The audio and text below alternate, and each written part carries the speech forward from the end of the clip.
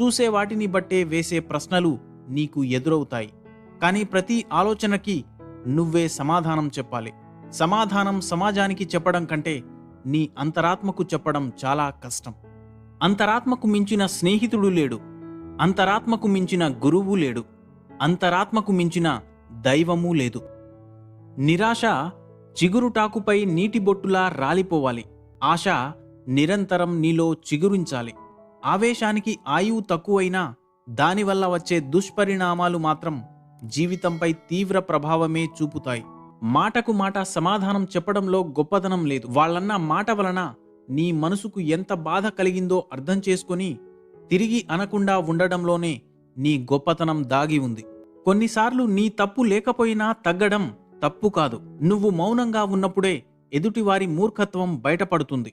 మౌనం వహించగలిగితే కాల ప్రవాహంలో మూర్ఖుడు కూడా జ్ఞానిలా ఎంచబడతాడు.